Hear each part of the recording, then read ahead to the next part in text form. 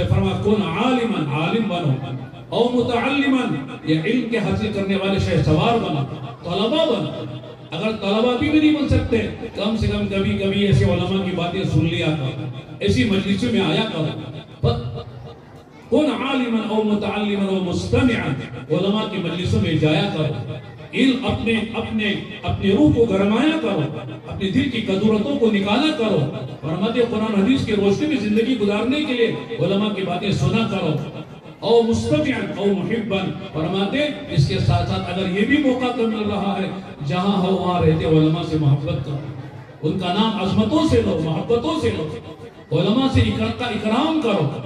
پانچ میں نہ بنو۔ پانچ میں کیا بننا ہے؟ علماء کی غیبت شروع کر دی، علماء کی برائی شروع کر دی۔ علماء میرے دوستو، عالم ہونے کے معنی یہ نہیں کہ فرشتہ بچ جائے گا، اس کے دل میں بھی جذبات ہوتے ہیں، اس کے اندر بھی اللہ نے خواہشات رکھی ہیں، غلطیاں اس سے بھی ہو سکتی ہیں۔ ایسا نہیں کہ عالم بن گیا کہ وہ اب جو جبرائیل کا نواسہ ہو گیا اور میکائیل کا پوتا بن گیا، اسے کوئی غلطی نہیں ہوگی، معصوم ہو گیا، ایسا نہیں ہے۔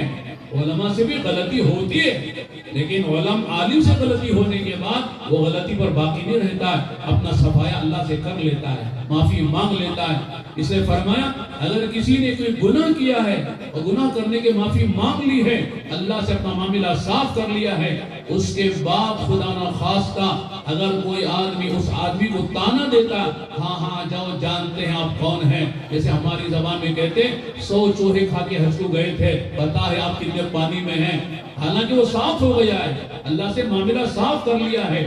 فرماتے اگر کوئی آدمی اس طرح تانا دیتا ہے کسی کو اس کے پچھلے ماضی کے گناہ پر، فرمایا یہ آدمی تانا دینے والا اس وقت تک نہیں مارے گا جب تک خود اس گناہ میں مبتلا نہ ہو جائے۔ اللہ کی نظر سے اس پر یہ پھٹکار پڑے گی، اللہ کی نظر سے اس پر یہ مصیبت آئے گی کہ انتقام اس کا سے لیا جائے گا، وہ گناہ میں مبتلا ہو جائے گا۔ تو ہمیں سمجھاتا کہ فرمایا وَلَا تَكُنْ خَامِسًا، پانچ میں نہ بنو، یعنی علماء کی غیبت کرنے والے، علماء کی برائی بیان کرنے والے۔ میرے دوستو، بعض لوگ کہتے ہیں مدرسے کی برائی شروع کر دیتے ہیں، مدرسہ ایسا ہے، فلاں ہے، چنا ہے، کیا خود کرتے کچھ نہیں ہے، لیکن کرنے والوں کو کرنے نہیں دیتے، کرنے والوں کی غیبت شروع کرتے ہیں۔ تو اور غلطیاں کہاں نہیں ہوتی؟ جو آدمی کہ میرے سے کوئی غلطی نہیں ہے، تو وہ گویا کے دبے لفظوں میں یہ دعویٰ کر رہا ہے کہ میں نبی ہوں یا فرشتہ ہوں، اس لیے کہ نبی معصوم ہوتا ہے، فرشتہ معصوم ہوتا ہے، باقی ہر ایک سے غلطی کا امکان ہے، غلطی ہوتی رہتی ہے۔ اللہ تعالیٰ نے خود فرمایا یا ابن آدم کلکم خطاؤن وخیر الخطائین التوابون، اے آدم کے بچوں تم سب گنہگار ہو، بہترین گنہگار وہ جو توبہ کرتے ہیں۔ توبہ کرنے والا ایسا ہے التائب من الذنب کمن لا ذنب لہ، کہ گناہ کر کے توبہ کرنے والا ایسا ہے کیونکہ اس نے گناہ کیا ہی نہیں۔ اور میرے دوست اور بھائیوں، یہ بات میں کرنا چاہ رہا تھا کہ آپ کو مدارس سے محبت ہے، تعلق ہے۔ اس سے پہلے بھی ہم کئی مرتبہ سلگٹا کے اس طرح کے پروگراموں میں آئے ہیں، اسی مدرسے کے اجلاس میں آئے ہیں۔ ماشاءاللہ آپ بستی والوں کو بڑا تعلق ہے، لہذا میں عام طور سے عرض کرتا ہوں کہ دیکھو کوئی بھی تعمیری جو کام ہے ایک فرد سے نہیں ہوتا ہے بلکہ ایک جماعت کرتی ہے، تعاون سے ہوتا ہے۔ وَتَعَاوَنُوا عَلَى الْبِرِّ وَالتَّقْوَىٰ، فرمایا کہ نیکی اور بھلائی کے کاموں میں آپس میں تعاون کرو۔ یہ ایک فرد کچھ نہیں کر سکتا۔ نبی بھی اللہ سے مانگتے ہیں اے اللہ عمرو بن ہشام میں، عمر بن خطاب میں جو تجھے پسند ہے اسے اسلام دے کر میرے دین کو قوت عطا فرما۔ اللہ کے نبی بھی مانگ رہے ہیں، ہارون علیہ السلام نے حضرت ہارون کو مانگ رہے ہیں اے اللہ میری زبان میں لکونت ہے، میں پوری طرح بات سمجھا نہیں سکتا، فرعون کے پاس جانا میرے لیے مشکل ہے، اے اللہ تو میرے بھائی ہارون کو جو مجھ سے عمر میں بڑے ہیں اے اللہ ان کو بھی نبوت دے دے، میرے ساتھ کر دے، ہم دونوں جا کر دین کا کام کریں۔ تو میرے دوست اور بھائیوں، جب تک آپس میں تعاون نہیں ہوتا ہے دین کا کوئی کام ہوتا نہیں ہے، فرض سے کچھ نہیں ہوتا ہے۔ ہاں فرض ساتھ لے کر کام کر سکتا ہے، لہذا اجتماعی کاموں کے لیے میرے دوستوں اللہ کے لیے اللہ کی مدد اجتماعی کاموں میں ہوتی ہے، لہذا اجتماعی جب تک دل جڑے ہوئے ہیں اللہ کی مدد ساتھ ہے۔ ید اللہ مع الجماعہ، فرماتے اللہ کی مدد جماعت کے ساتھ ہے، فرد کے ساتھ نہیں ہے، اور جماعت اس وقت تک ہے جبکہ دل ملے ہوئے ہیں۔ فرماتے دل جب کٹ جاتے ہیں، دل جب پھٹ جاتے ہیں، فرماتے اللہ کی مدد سے آدمی محروم ہو جاتا ہے۔ اس لیے کہ تعمیری کام کے لیے اتحاد، اجتماعیت اور آپس کا دلوں کا ملا ہونا ضروری ہے، ورنہ تعمیر نہیں ہوگی، تخریب ہوگی۔ تخریب کے لیے کوئی مسئلہ نہیں ہے، آپ ماشاءاللہ عمارت بنانے کے لیے آپ کو برسوں لگیں گے، لیکن عمارت کو گرانے کے لیے آپ گھنٹوں دنوں بھی گرا سکتے ہیں۔ لہذا تعمیرات کے لیے کوئی بھی تعمیری کام کرنا ہو، کوئی دعوت کا تعمیری کام ہے، تعلیم کا کوئی تعمیری کام ہے، یا مدرسوں کا کوئی تعلیم، مسجد کا کوئی تعمیری کام ہے، اس کے لیے آپس میں تعاون ہوگا، تعاون کرنا پڑے گا، اور جو ہے اس میں وقت لگے گا۔ تخریب کے لیے کوئی مسئلہ نہیں ہے۔ لہذا تعمیری جو کام ہوتے ہیں وہ آپس کے اتحاد اتفاق سے ہوتے ہیں، اور آپس میں اتحاد اتفاق اس وقت ہوتا ہے جب آدمی اللہ کے رضا کے لیے کام کرتا ہے، اللہ کی رضا مندی مطلوب ہو، آخرت بنانا مطلوب ہو، تو پھر اتحاد ہو جاتا ہے۔ لیکن اگر اپنی انا ہے اور اپنی شہرت کا جذبہ ہے، اپنے ریا کا جذبہ آ گیا، یا حب جاہ حب مال کا کوئی مرض پیدا ہو گیا، تو پھر میرے دوستو وہاں سے اخلاص ختم ہوتا ہے، اور جہاں اخلاص ختم ہوتا ہے وہاں سے دلوں کی پھٹن شروع ہو جاتی ہے، پھر شکوی شکایتیں شروع ہو جاتی ہیں۔ پہلے شکایتیں ہوتی ہیں اور پھر بعد میں شرارتیں شروع ہو جاتی ہیں۔ اس لیے میرے دوستو کوئی بھی ادارہ ہو، مدرسہ ہو، مسجد ہو یا کوئی تنظیم ہو، یہ سب اس وقت تک چلتی ہے جب آپس میں اتحاد ہو۔ اور اللہ کا کرم ہے کہ سلگٹے والوں میں اتحاد ہے، اور ماشاءاللہ اپنی جان کا، اپنے مال کا، اپنی صلاحیتوں کا استعمال اللہ کے دین کے لیے کرتے ہیں، تعلیم کے لیے کرتے ہیں، مدرسوں کے لیے کرتے ہیں، مسجدوں کے لیے کرتے ہیں۔ یہ بڑی بات ہے۔ اس لیے میرے دوستو اللہ نے جو کچھ ہم کو دیا ہے، چاہے وہ صحت کی شکل میں ہو، چاہے وہ طاقت کی شکل میں ہو، مال کی شکل میں ہو، مختلف صلاحیتوں کی شکل میں ہو، یہ ساری صلاحیتیں اللہ نے اس لیے دی ہیں تاکہ اس سے آدمی اپنی آخرت بنائے۔ آخرت بنانے کے لیے صلاحیتیں ہیں، اور جس نے ان صلاحیتوں سے آخرت بنا لی وہ کامیاب ہے۔ الکیس من دان نفسا وعمل لما بعد الموت کا مصداق ہے۔ اگر ان صلاحیتوں سے آخرت نہیں بنائی، وہ والعاجز من اتبع نفسه ہوا وتمنى على الله الامانی کا مصداق ہے۔ گویا کہ صلاحیتیں ضائع کر رہا ہے، خواہشات کے پیچھے لگا ہوا ہے، شادی کا موقع آیا لاکھوں کروڑوں روپے خرچ کرتا ہے، اور اگر کوئی منگنی کا موقع پیسے خوب لگا رہا ہے، لیکن جہاں مسجد کا، مدرسے کا مسئلہ آتا ہے، طالبان علوم نبوت کا مسئلہ آتا ہے، وارثین انبیاء کا مسئلہ آتا ہے، تو آدمی کہتا تھا ہمارے اوپر بہت تقاضے ہیں، بہت ہمارے حقوق ہیں، وہی ادا نہیں ہوئے، آپ کو کہاں سے دیں؟ ایک دامن چھڑا لیتا ہے اور آخرت کی تیاری مرنے سے پہلے نہیں کرتا ہے۔ اس لیے میرے دوستوں اور بھائیوں، آدمی اگر بات توفیق ہے، اللہ نے جان کی، مال کی، وقت کی، صحیح جگہ صلاحیتوں کی خرچ کرنے کی اللہ نے توفیق دیے، تو بہت نصیب ہے۔ وہ میں عرض کرنا چاہ رہا تھا کہ ماشاءاللہ یہاں آپ کے بچے پڑھتے ہیں، اور ان بچوں کو آپ یہ نہ سمجھیں کہ صاحب یہ بڑے ہو گئے، عالم بنیں گے، حافظ بنیں گے، یہ کیا کھائیں گے، ان کا مستقبل کیا ہوگا۔ تو میں سنا رہا تھا کہ ہمارے والد صاحب کو لوگوں نے مشورہ دیا تھا، ہمارے والد صاحب نے کہا میرا مستقبل، میرے بچوں کا مستقبل مرنے کے بعد اصل ہے، لہذا اس کو سامنے رکھ کر میں نے یہ فیصلہ کیا ہے۔ اللہ کا احسان ہے، آخرت میں انشاءاللہ امید ہے اللہ کی ذات سے اللہ آخرت بنائیں گے، لیکن علم دین کی برکت سے، دعوت کی برکت سے اللہ نے دنیا میں بھی کھلایا پلا رہے ہیں، پھرا رہے ہیں، عزت اللہ نے دی ہے، ہم کسی کے محتاج نہیں ہیں، لہذا ہم کسی بڑے سے بڑے مالدار کو رش کی نگاہ سے نہیں دیکھتے۔ الحمدللہ اللہ نے جو ہمیں دولتیں دی ہیں ہم اس پر نازاں، فرحاں ہیں، شاداں ہیں، ہمیں کسی پر رش نہیں ہوتا ہے کہ فلاں ہم سے بہتر ہے دنیا کے اعتبار سے، ہم کچھ نہیں چاہیے، اللہ ہماری ضرورتیں پوری کر رہا ہے۔ ہم تو علماء سے کہتے ہیں ہم دین کا کام کریں گے، اللہ پیسوں کے بغیر چیزیں دیں گے، اور چیزوں کے بغیر اللہ کام بنائے گا۔ پیسوں کا لینا ملنا اصل نہیں ہے، کام کا بننا اصل ہے۔ آدمی پیسہ کھاتا نہیں ہے، پیسہ پیتا نہیں ہے، پیسہ جو ہے وہ پہنتا نہیں ہے، بلکہ چیزیں چاہیے۔ چیزوں کو لوگوں نے سب یعنی آدمی کو راحت چاہیے، راحت چیزوں کے بغیر بھی مل سکتی ہے۔ لوگوں نے اسباب راحت کو راحت سمجھا ہے، راحت الگ ہے اور راحت کا سامان الگ ہے۔ میں مثال دیتا ہوں، نیند الگ ہے، بستر الگ ہے۔ ایک آدمی کے پاس شاندار بستر ہے، ڈلو گدے ہیں، بہترین جو ہے ماشاءاللہ نہالیاں ہیں، گدے ہیں اور لحاف ہیں، ایئر کنڈیشن کمرے ہیں، لیکن نیند نہیں آتی۔ ایک آدمی کے بعد یہ سارا سامان صحیح نہیں ہے، لیکن جہاں بیٹھتا ہے آرام سے سوتا ہے، 8 گھنٹے کی نیند لے کے اٹھتا ہے، بولو کون اچھا ہے؟ ہم نے ملکوں میں دیکھا، آسٹریلیا گئے، یورپ گئے، امریکہ گئے، ساؤتھ امریکہ گئے، بہت سے ملکوں میں گئے، بہت سے مالدار ملے، کہنے لگے حضرت ہمارے پاس ساری دولتیں ہیں لیکن رات کی نیند نہیں آتی، رات بھر کروٹیں بدلتے رات گزار دیتے ہیں۔ ہم نے کہا گولیاں کھاتے ہوں گے، لیکن گولیاں کھا کر بھی بس ہو گئے، اب گولیاں نے بھی کام کرنا چھوڑ دیا ہے۔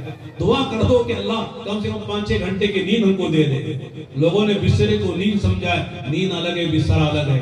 لوگوں نے خضاب کو شباب سمجھا ہے، شباب الگ ہے، خضاب الگ ہے۔ داڑھی پر کالی یہ خضاب لگا لینے سے آدمی جوان نہیں ہوتا ہے، بال سفید بالوں کو کالا کر لینے سے جوانی لوٹ کرنی آتی ہے۔ بال سفید کر لیے، سفید بال کو کالے کر لیے، لیکن گھٹنوں میں جو بڑھاپا ہے وہ کہاں سے جائے گا، آنکھوں میں جو بڑھاپا وہ کہاں سے جائے گا، کانوں میں جو بڑھاپا وہ کہاں سے جائے گا، دانتوں میں جو بڑھاپا وہ کہاں سے جائے گا، آنکھوں میں جو بڑھاپا وہ کہاں سے جائے گا۔ لہذا لوگوں کو دھوکا ہوتا ہے، خضاب لگا کے شاب نوجوان بن جاتے ہیں۔ اس طرح میرے دوستوں کتابیں الگ ہیں، علم الگ ہے، لہذا لوگوں نے اسباب راحت کو راحت سمجھا ہے۔ تو میں عرض کرنا چاہ رہا تھا کہ اللہ کا کرم ہے کہ علماء کو اگر واقعی علماء ہیں ان کی کوئی ضرورت اٹکتی نہیں۔ چنانچہ بعض لوگ کہتے ہیں مولوی بن کے کیا کھاؤ گے؟ جب مولوی بنتا ہے، ہمارے مولوی صاحب بولتے ہیں مولوی کے معنی اللہ والا، اللہ والا بن کے دیکھو، پھر خدا ایسے کھلاتے۔ تو وہی کہنے والے جو کہتے تھے مولوی بن کے کیا کھائے گا، اب کہتے ہیں مولوی بہت کھاتا ہے، مولوی پتہ نہیں کتنا کھاتا ہے۔ جو کہتے تھے مولوی کہاں سے کھائے گا، آج انہی کی زبانوں سے نکلتا مولوی بہت کھاتا ہے۔ واقعی اگر مولوی بنے، اللہ والا بنے، اپنے علم پر عامل بنے اور علم کو اپنی زندگی میں رچائے اور بسائے، فرماتے اللہ اتنا کھلاتے وہ خود نہیں کھاتا، اس کے دسترخوان پر 20,000 سینکڑوں لوگ کھاتے ہیں۔ جسے شیر جنگل میں شکار کرتا ہے تو اس کی صدقے میں بہت سے جنگل کے جانور بھی کھا لیتے، اپنا پیٹ بھر لیتے ہیں، اس لیے کہ شیر نے شکار کیا ہے۔ تو میرے دوستوں علم دین یہ ہماری سب سے پہلی ضرورت ہے، علماء ہماری سب سے پہلی ضرورت ہے۔ اگر یہ علماء نہ ہو تو ہماری مسجد کو امام کہاں سے ملے گا، ہماری مسجد کو خطیب کہاں سے ملے گا، رمضان میں حافظ کہاں سے ملے گا؟ میرے دوستوں ہمارے نکاح پڑھانے والا کون ملے گا، ہماری صحیح رہنمائی کرنے والا کون ملے گا، حلال و حرام کی تمیز بتانے والا کون ملے گا، سنت و شریعت بتانے والا کون ملے گا؟ اس لیے علماء لکھا ہے کہ اگر علماء امت میں نہ ہو، عوام جو ہے وہ ڈھیر اور ڈنگروں کی طرح زندگی گزارے گا، حلال و حرام کی تمیز نہیں ہوگی۔ اس لیے ہمارے اگر ڈاکٹر نہیں ملیں گے تو زیادہ مریں گے، یہ نہیں کہ صرف ڈاکٹر رہیں گے تو مریں گے نہیں، دوا کھائیں تو ہمیشہ زندہ رہیں گے، دوا کھا کر بھی مریں گے۔ لہذا ڈاکٹر دوا دیتا ہے تو وقتی طور پر صحت ہو جاتی، کبھی بغیر صحت کے مر بھی جاتا ہے، کوئی فائدہ یعنی دوا سے بھی کبھی فائدہ نہیں ہوتا ہے۔ لیکن عالم کے بغیر اگر زندگی گزری، حلال و حرام کی تمیز کے بغیر زندگی گزری تو میرے دوستو آدمی کے آخر تباہ ہو جائے گی، برباد ہو جائے گی۔ چنانچہ ہماری درخواست اس وقت ہو، یہ ہم یہ نہیں کہنے کہ صاحب مدرسے کی ضرورت ہے، تعمیر کی ضرورت ہے، اس میں پیسہ لگاؤ۔ ابھی ہم جو ہے پچھلے جمعرات کو جو ہے الحمدللہ تبلیغ کی برکت سے گھومتے رہتے ہیں، جیسے ہمارے مولانا الطاف صاحب نے بتایا کہ ہم دنیا میں پھرتے ہیں، ملک میں پھرتے ہیں، علاقوں میں جاتے ہیں۔ ابھی الحمدللہ ہم گئے تھے، گنٹور گئے تھے، جمعرات کو فاروق بھی اور میں وہاں ماشاءاللہ لوگوں نے پورے ساحلی علاقے کے لیے ایک مرکز، مدرسہ اور مسجد بنانے کے لیے زمین خریدی۔ اللہ کا کرم ہے، صرف 2 آدمیوں نے، ایک بنگلور کے ہیں، ایک جو ہے کاکی ناڑا کے ساتھ، یہ دونوں دوست ہیں، ان دونوں نے مل کر فیصلہ کیا تقریباً 2.25 کروڑ کی زمین ہم 2 آدمی دلائیں گے، صرف 2 آدمی صرف زمین دلائیں۔ 2.25 کروڑ کی زمین کی اس کی لاگت ہے، 2 آدمی نے ذمہ لیا اور مسئلہ زمین دلا بھی دی اور پیسے بھی ادا کر دیے، اس کا ٹیسٹ بھی بن گیا۔ تو امت میں اتنی صلاحیت ہے، ایک آدمی بڑا بڑا کام کر سکتا ہے۔ اس لیے میرے دوستوں سل گٹا تو واقعی سل گٹا ہے کہ نہیں، یہاں تو سلک ہے اور ریشم ہے، اور تمام کپڑوں میں اور تمام چیزوں میں ریشم سب سے قیمتی سمجھا جاتا ہے۔ لہذا یہاں والوں کے لیے کوئی بڑا مسئلہ نہیں ہے، کوئی بھی تعمیری کام کرنا مسجد کا، مدرسے کا، ان کو باہر جانے کی ضرورت نہیں ہے۔ حضرت مولانا مفتی سعید صاحب رحمۃ اللہ علیہ جو شیخ الحدیث بھی تھے، صدر مدرس بھی تھے، اللہ نے ایسا علم دیا تھا کہ ان کے روئے سے علم جھلکتا تھا، علم نکلتا تھا۔ ایک مرتبہ کہنے لگے کہ صاحب ایک گاؤں میں 200 گھر ہیں، ہر آدمی نے اپنا گھر بنایا ہے، 4 लाख 5 लाख 10 लाख का घर बना के रहता है, और जब मस्जिद बनाने का वक्त आता है तो लोग कहते हैं गांव बस्ती वाले गरीब हैं, किसान हैं, मजदूर हैं, लिहाजा जो है हमको मस्जिद बनाने के लिए चंदा चाहिए। दुनिया भर में चंदा करते हैं, हालांकि हर एक अपना घर बना के रखा है, अपने घर की बच्चों की शादियां खुद करता है, अपना घर खुद 5-10 लाख 20 लाख का बनाया हुआ है। एक 200 आदमी मिलकर अगर 1-1 लाख रुपए खर्च करेंगे तो 20 लाख की मस्जिद आसानी से बन सकती है, लेकिन ये दुनिया भर में जाके चंदा करते हैं। कोई आदमी गैरतमंद है, अपनी बेटी की शादी का चंदा नहीं करता, अपनी बेटी की शादी का चंदा नहीं करता, और अपने घर के बनाने का चंदा नहीं करता, इसलिए कि उसे गैरत आती है कि बेटी की शादी चंदा लेके करो। कुछ लोग जो है पेशावर होते हैं, उनका काम ही मांगना होता है, उनका पेशा ही बहबीन मांगना होता है, उनको मुस्तस्ना कर दिए, वरना गैरतमंद आदमी किसी के पास पैसा नहीं लेता है, अपना काम खुद करता है। हमने अपने घर बना लिए अपने पैसों से, और अपनी तमाम चीजें सजा ली अपने पैसों से, लेकिन जब अल्लाह के घर के बनाने का नाम आता है, नंबर आता है, या मदरसा बनाने का नंबर आता है, तो हम सारी दुनिया में चंदा लेके नसीब बुक लेके फिरते। ये मेरे दोस्तों ये अच्छी बात नहीं। तो मैं कर रहा हूँ कि यहाँ आपको जरूरत है तो आप खुद बनाएंगे। मदरसे के 4 अनासिर हैं। एक तलबा है, तलबा के बगैर मदरसा नहीं है, तलबा होना चाहिए। हम तलबा का चंदा करते हैं, हम कहते हैं सब दुनिया भर से तलबा लाने की फिक्र ना करो, आपका शहर है और अतराफे शहर की जितनी बस्तियां हैं वहां के तलबा यहाँ का लाओ, ताकि यहाँ मदरसे में वो पढ़ें और अतराफ की दीन जरूरतों को वो जाके पूरी करें। वरना बिहार के, बंगाल के, आसाम के तलबा मिल जाएंगे, कोई आए तो हम मना नहीं करेंगे, लेकिन लोग सिर्फ आसाम, बिहार और बंगाल के बच्चों को लाकर पढ़ा दे, अपने गाँव का कोई बच्चा ना हो, अतराफ के बस्तियों के कोई बच्चे ना हो, वो मदरसा कामयाब नहीं है। कामयाब मदरसा वो है कि जिन गट्टे में अगर आपका मदरसा है तो यहाँ के हर घर का बच्चा यहाँ पढ़ना चाहिए, हर घर में यहाँ हाफिज होना चाहिए, और हाफिज होने के बाद यहाँ के बच्चे बड़े मदारिस में जाकर आलिम बने, आलिम बनकर फिर वो दुनिया की दीन की खिदमत करें। अतराफ की जितनी बस्तियां छोटी बड़ी मुसलमानों की हैं, हर जगह के बच्चे यहाँ पर आए, और वही बच्चे जाकर इमामत भी करें, खिताबत भी करें, वही बच्चे जाकर मकतब भी संभालें, और तमाम के साथ की सारी दीन जरूरतों को पूरी करें। इसलिए कि बाहर वाला अगर दिखता नहीं है और बाहर वाला चला भी जा सकता है, लेकिन उसी मदरसे से गाँव का बच्चा रहेगा, उसके लिए खर्च कम होगा, उसका अपना मकान होगा, उसके अपने भी बच्चे भी वहाँ होंगे, माँ बाप भी होंगे, छोटी सी तनख्वाह में वो काम कर सकता है, और बड़ी इखलास से काम करेगा, हालात को बर्दाश्त करेगा, और गाँव वालों को समझेगा उनको कैसे लेके चलना है। तो ये तो हम कहते हैं बच्चों का चंदा करें, बच्चों को लेकर आए। दूसरी बात, जो मदरसे के अनासिर में असातिज़ा हैं, अच्छे असातिज़ा रखें। जो हमारा मस्जिद है कि कुरान हिफ्ज करें बच्चे, और कुरान को हिफ्ज कराने वाले अच्छे हुफ़ाज़, और जो उनकी तजवीज़ अच्छी हो, उनका लहजा अच्छा हो, अच्छा कुरान पढ़ाना जानते हो, ऐसों को लेकर आए। आमतौर से होता क्या है, भाई हम लोग ज्यादा तनख्वाह नहीं दे सकते, इसलिए मामूली हाफिज को लाएंगे।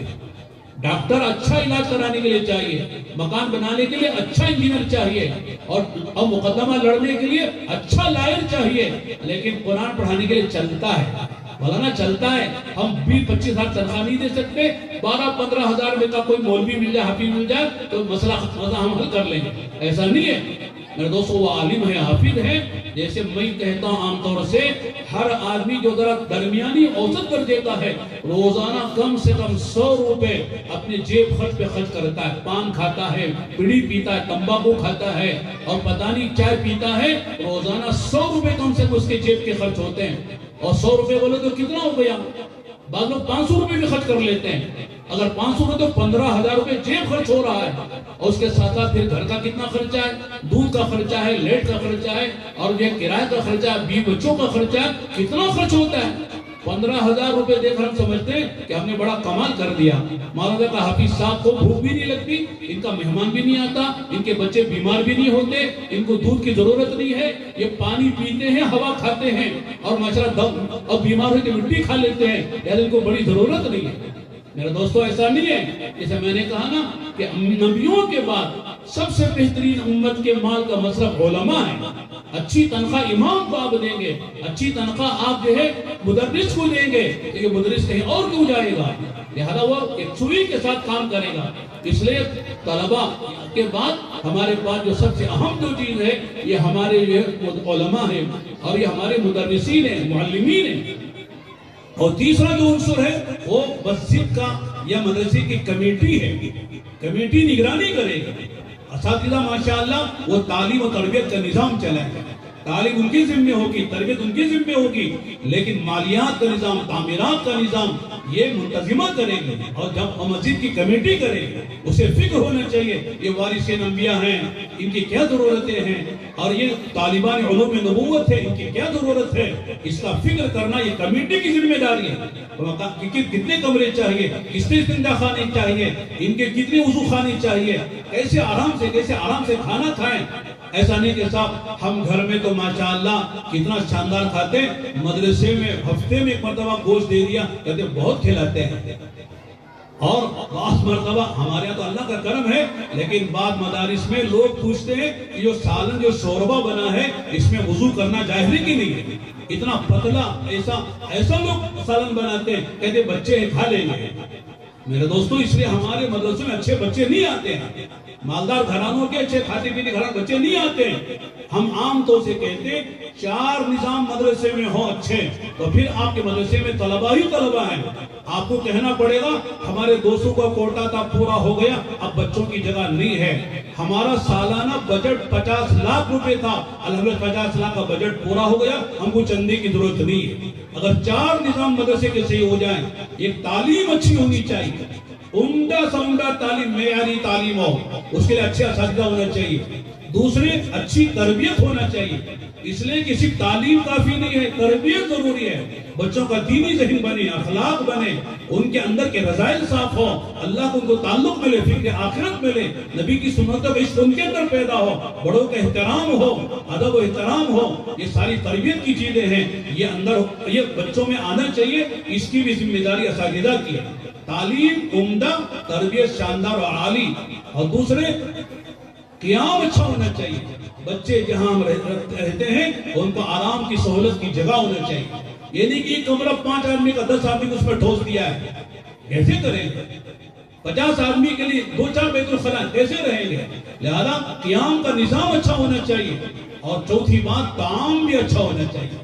اچھے سے اچھا کھلانے کی فکر کریں. یہ نہیں کہ صاحب وہ جو ڈبوں کے چاول ہیں وہ لا کے کھلا دیا، اور جو دال کیڑے پڑے اس کو لا کے بیچ دیا، اور جو صدقے کے بکرے لا کے دے دیے، کہتے ہیں یہ کوئی کھانا ہے؟ اس لیے میرے دوستو طعام بھی اچھا ہو، قیام بھی اچھا ہو، تعلیم بھی اچھی، تربیت بھی اچھی ہو. پھر دیکھو ہمارے ادارے کیسے ترقی نہیں کریں.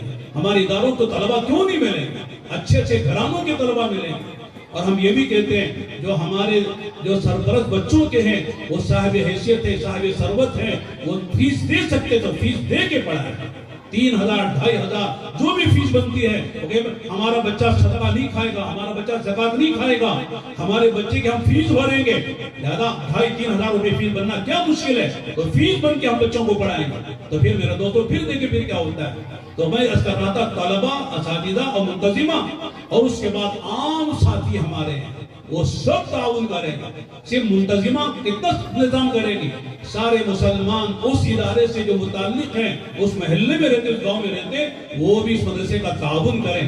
تب جا کے دیکھو مدرسہ معیاری بنے گا، مثالی بنے گا، اور مدرسے کی ساری ضرورتیں اللہ تعالیٰ پوری فرمائیں گے. اور میرے دوستوں بس آخری میں ایک بات سنا کے بات کو ختم کرتا ہوں. یہ جو بچے حفظ قرآن سے فارغ ہوئے ہیں یہ خوش نصیب تو ہیں ہی، ان کے خاندان کے 10 آدمی وہ خوش نصیب ہیں جن کے بارے میں حدیث میں آتا ہے کہ آقا نے فرمایا حافظ قرآن کے خاندان کے 10 آدمی جن کا جہنم میں جانے کا ان کے گناہوں کی وجہ سے فیصلہ ہو چکا ہے، اللہ حافظ قرآن سے کہیں گے ان خاندان کے 10 آدمی کو جن کے بارے میں جہنم کا فیصلہ ہوا ہے تم سفارش کر کے جنت میں لے کے جا سکتے ہیں، لے جاؤ جنت میں. لہذا ماں باپ سب سے پہلے آئیں گے، دادا دادی، نانا نانی آئیں گے، جو رشتہ دار ہوں گے ان سب کو سفارش کر کے یہ حافظ قرآن جنت میں لے کر جائے گا، اور جنت میں جانا ہی اصل کامیابی ہے۔ فمن زحزح عن النار وادخل الجنہ فقد فاز وما الحیاۃ الدنیا الا متاع الغرور۔ فرمایا کہ اصل کامیابی یہ ہے کل قیامت میں اعلان ہو جائے کہ فلاں ابن فلاں کو اللہ نے جہنم سے بچا لیا، اس کے حق میں خدا نے جنت کا فیصلہ کر دیا۔ یہ اصل کامیابی ہے۔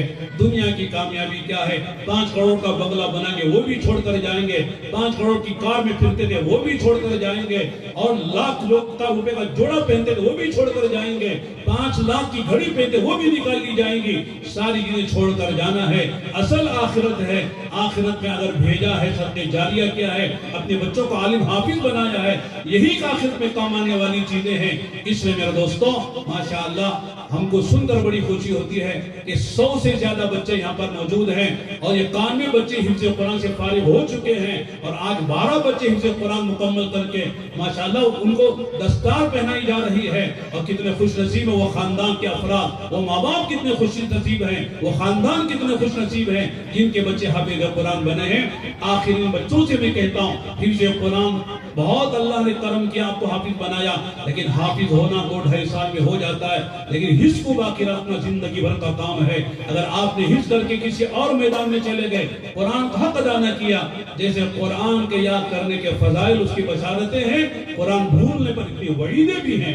اس لیے قرآن پڑھنے کے بعد قرآن کو باقی رکھیے، آگے علم دین کو حاصل کیجئے، عالم بنیے، آپ کو قرآن کے پڑھنے کا مزہ آئے گا۔ اب تو قرآن سمجھے بغیر آپ پڑھ رہے ہیں، آپ کو کچھ پتہ نہیں کہ قرآن میں کیا ہے، لیکن جب عربی گرامر پڑھیں گے، نحو صرف پڑھیں گے، ادب و انشاء پڑھیں گے، عربی زبان آپ جانیں گے، قرآن پڑھیں گے تو سمجھ میں آئے گا، تو پڑھنے کا بھی مزہ آئے گا، اور سننے والوں کو بھی آپ کا قرآن سنانے کا مزہ آئے گا۔ اس لیے آپ آگے تعلیم جاری رکھیے، اور آپ کے جو سرپرست ہیں اس سے بھی میں کہتا ہوں بچوں کے حفظ کی نگرانی کیجئے۔